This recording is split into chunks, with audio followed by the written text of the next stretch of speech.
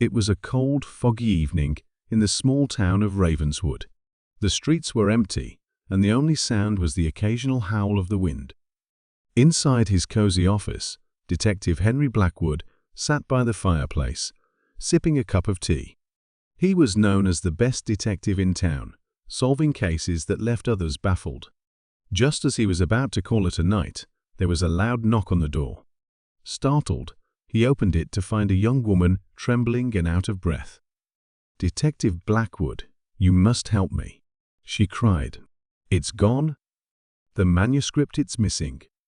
The woman introduced herself as Miss Eleanor Gray, the niece of the famous author Sir Arthur Gray. Sir Arthur had recently passed away, leaving behind his final masterpiece, a novel titled The Shadow of the Past. The manuscript was priceless, and its disappearance was a disaster. "When did you last see the manuscript?" asked Detective Blackwood, pulling out his notebook. "This morning," replied Miss Gray. "It was in my uncle's study, locked in his desk drawer.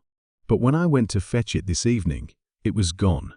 The drawer was forced open, and the manuscript was nowhere to be found." Detective Blackwood grabbed his coat and hat. "Take me to the study," he said. The Gray Manor was an old, imposing house on the outskirts of town. As they entered the study, Detective Blackwood noticed the broken lock on the desk drawer.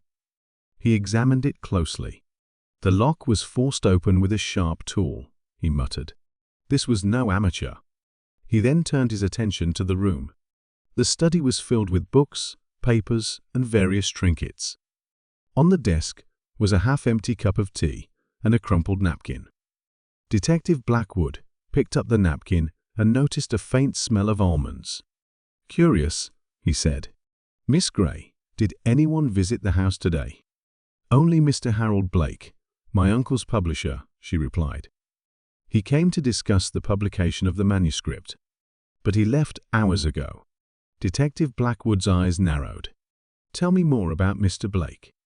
"He's been my uncle's publisher for years," said Miss Gray.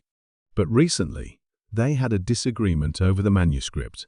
My uncle wanted to make changes, but Mr. Blake insisted on publishing it as it was." Detective Blackwood nodded. "I see. And where does Mr. Blake live?" "In the town square, above his printing shop," she replied. The next morning, Detective Blackwood paid a visit to Harold Blake's printing shop. The man was busy arranging papers when the detective entered. "Mr. Blake, I'm investigating the disappearance of Sir Arthur Gray's manuscript," said Detective Blackwood. "Can you tell me where you were last evening?" Blake looked nervous. "I was here, working late." "Why do you ask?" Detective Blackwood noticed a faint stain on Blake's sleeve. It smelled of almonds.